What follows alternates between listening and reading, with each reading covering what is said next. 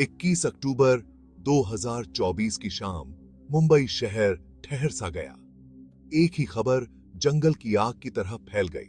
महाराष्ट्र के जाने माने नेता बाबा सिद्दीकी को गोली मार दी गई थी। यह घटना बांद्रा के बीचों बीच उनके बेटे के ऑफिस के बाहर हुई। जिन लोगों ने यह घटना देखी, उनके मुताबिक शाम के शांत माहौल में गोलियों की आवाज से भागम भाग मच गई। सिद्दीकी, जो एक अनुभवी नेता और पूर्व मंत्री थे, शहर की राजनीति में एक जाना पहचाना चेहरा थे।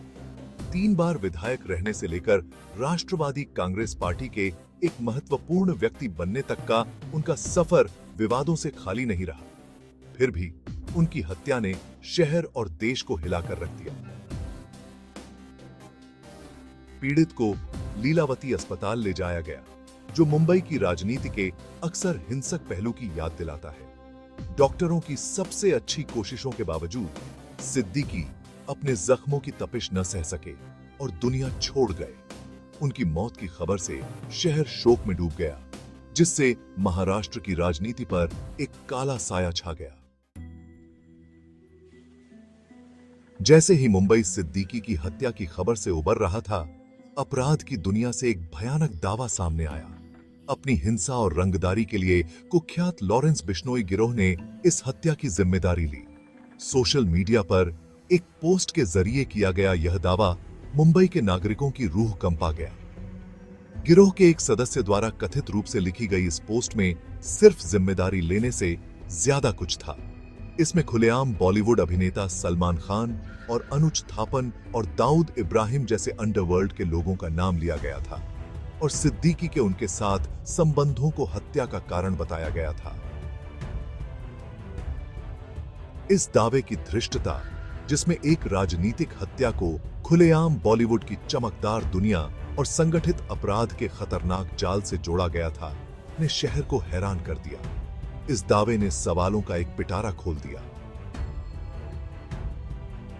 क्या सिद्दीकी की हत्या राजनीतिक दुश्मनी का नतीजा थी, या यह किसी जेल की कोठरी से रची गई बदले की कार्रवाई थी? लॉरेंस बिश्नोई गिरोह की भागीदारी ने एक गहरे और खतरनाक षड्यंत्र की ओर इशारा किया, जो राजनीति, अंडरवर्ल्ड और मनोरंजन की दुनिया को जोड़ता था। बाबा सिद्दीकी की हत्या ने पूरे राजनीतिक गलियारों में सदमे और रोष की लहर दौड़ा दी।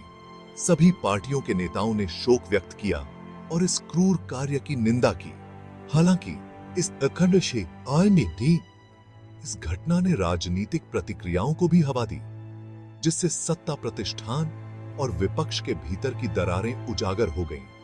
सबसे मुखर प्रतिक्रियाओं में से एक पप्पू यादव की थी, जो अपनी तीखी भाषण शैली के लिए जाने जाते हैं। यादव ने अपनी खास शैली में हत्या की निंदा करते हुए सरकार पर निशाना साधा। उन्होंने राज्य में सुरक्षा प्रदान करने और कानून व्यवस्था बनाए रखने की सरकार की क्षमता पर सवाल उठाए। यह घटना एक राजनीतिक तीर बन गई। विपक्षी दलों ने कानून व्यवस्था को लेकर सरकार की कार्यप्रणाली की आलोचना करने का यह मौका नहीं छोड़ा और इस घटना को एक गहरी बुराई के रूप में चित्रित किया। दूसरी तरफ सत्तारूढ़ दल खुद को बचाव की मुद्रा में पाया और जनता को आश्वस्त करने और नियंत्रण की छवि पेश करने की कोशिश करता रहा। जैसे ही मुंबई शहर इस घटना के बाद उबरने की कोशिश कर रहा है, माहौल तनाव से भरा हुआ है। लोग बेचैन हैं, उनकी दिनचर्या बिखर गई है। कभी हुआ करने वाली सड़कें अब अनिश्चितता और डर से भरी हैं।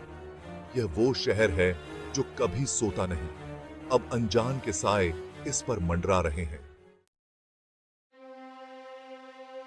जैसे जैसे जांचकर्ता इस पहेली को सुलझाने के लिए जूझ रहे हैं, रहस्य और गहराता जा रहा है। सुराग बहुत कम है और हर रास्ता एक अंधे मोड़ की तरह लगता है। मामले की जटिलता सबसे अनुभवी जासूसी अधिकारियों को भी चकरा देती है। यह एक ऐसा समीकरण है जो हल होने का नाम नहीं ले रहा है, जिससे पूरा शहर सुस्त है। इस अराजकता के बीच न्याय की तलाश शुरू होती है। कानून प्रवर्तन अपने प्रयासों को तेज कर देता है, जो अपराधियों को सामने लाने के लिए दृढ़ होता है। समुदाय एकजुट होता है, जवाब की मांग में एकजुट होता है।